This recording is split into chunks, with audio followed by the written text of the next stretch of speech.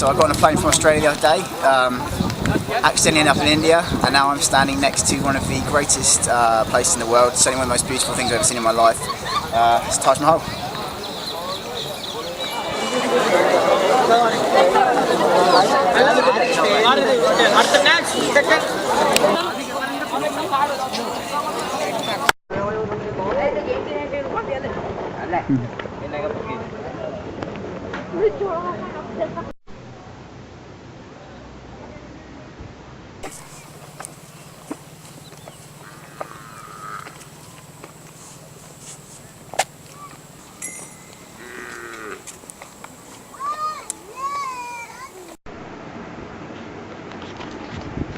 So it's our last night in India. At the moment we're in Delhi. We're waiting to get our flight to Nepal in the morning, pretty early, about 4:30. It's been quite an experience in India actually.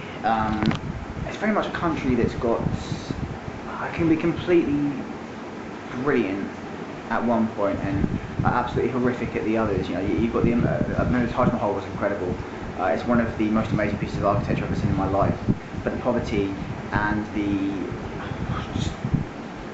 just sometimes the confrontation that comes with India, maybe it's a little hard. So I'm kind of mixed on the country. I'm extremely glad that I've been, and we are coming back after Nepal. But I think if I had to sum India up in one, it would just be a country of contrast, really. It's probably not the first place to go when you travel, but I think I'm about ready.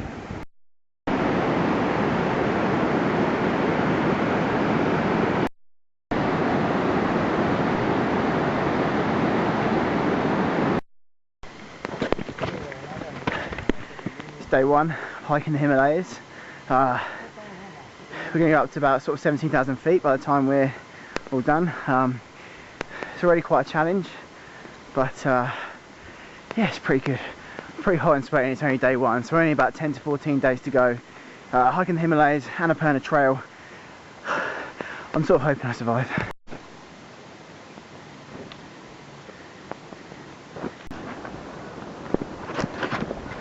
Day 5 of the Himalayan trek. We're about 2,500 meters now, which sounds a lot, but we've got to go up to 5,500, so there's a fair bit to go. The trek's definitely been really challenging, much more challenging than I think I thought. We've climbed a lot. This morning we got our first view of the actual Annapurnas, which was yeah, it's pretty amazing actually. We're in a lot of pine forest at the moment, as you can probably see. Everything's very green, but up there it's just ice. The heat, I'm kind of hoping for cold. Yeah, it's challenging, but we're just going to keep going and hopefully we make it to the top.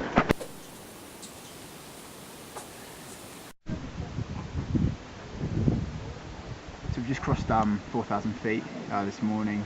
The air's getting a lot harder to breathe, the oxygen's thinner, and you find that the smaller distances you walk are a lot harder, but it's still, like, you can probably see the view behind me is amazing really. We've got about 1,500 meters to walk up in the next 2.5 days. It's going to be a bit of a challenge, but I suppose that's why we came here, isn't it?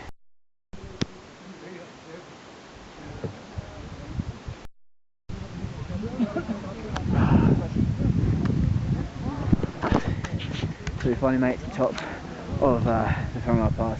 It's been the most difficult day in I can remember in a long while. I'm pretty out of breath, I can't even remember what I'm saying, to be honest. We're at 5,416 metres. It's snowing, it's freezing cold.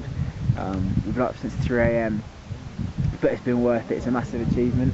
What do you think, Nicole? Massive achievement? We made it.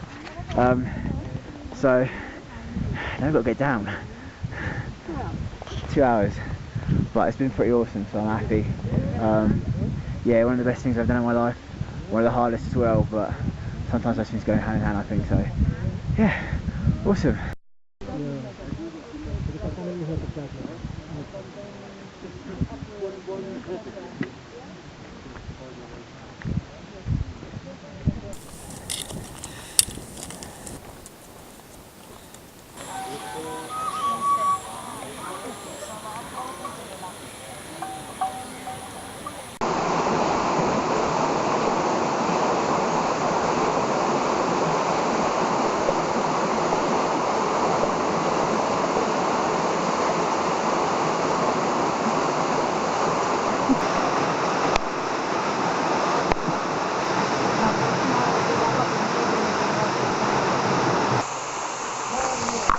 cold, just coming down a 45 metre waterfall. I've just done it.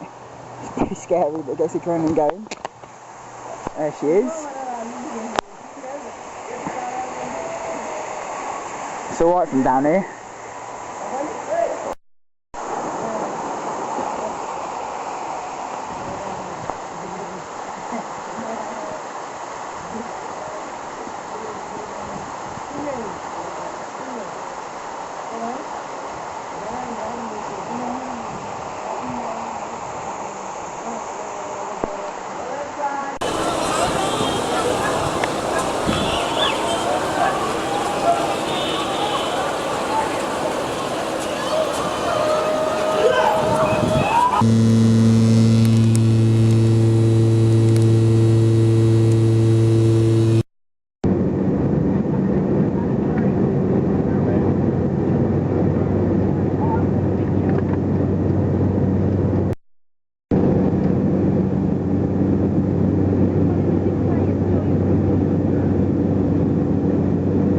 Today's our last day in Nepal.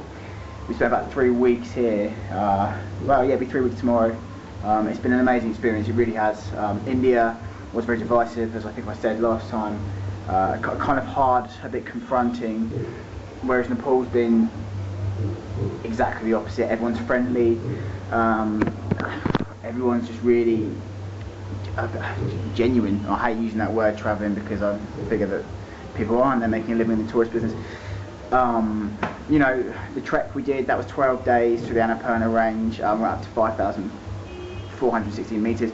That was a physical challenge. That's the biggest physical challenge I've done in my life. We also did canyoning, which I never thought I'd do before, but apparently I have a touch of the adrenaline junkie in me. And finally this morning we got up at 4:30 AM to see Everest. We got a flight. I never thought a 4:30 AM start would be justified, but apparently it is. It was beautiful and it was a really perfect close to Nepal. I couldn't really ask for more with the country. It's been, aside from Australia where I obviously lived for a year, this is kind of maybe the second best country so far on the trip, which is saying something because it's been an amazing trip. But I will miss Nepal, and I will be back. Money, at some point in my life I will be back as long as I can afford it. But it's been an absolutely amazing experience. I love Nepal.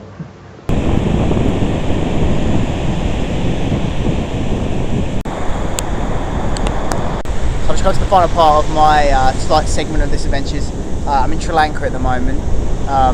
It's very nice. I'm on a beach. You can probably hear the waves. I don't know if this sound's coming through, but hopefully it is. It's really nice here actually. The beaches are beautiful, the weather has been pretty good considering it's still technically monsoon season. Almost got a tan. It's nice actually because I'm in 5-star luxury at the moment, which is completely different to the rest of my trip. It's been living in hostels, bed bugs, cockroaches, lice, all of that stuff. You don't get that in a 5-star hotel. It's a little bit restricting in some ways because we haven't really been out of the hotel. I'm with my parents, I've just met up with them for the first time since I left 16 months ago in June 2011. A little bit restricting. It's kind of a resort, so we're just staying in here really rather than going out and seeing a lot of Sri Lanka. But I do have a couple of days in Colombo once they go home, so I might go into the wild a little bit and see what I can see. Yeah, it's a really nice ending actually. It's a really nice contrast to what's quite a physical challenge in Nepal and quite a mental challenge in India, I think. But yeah, so it's been a lovely ending to this part of the trip.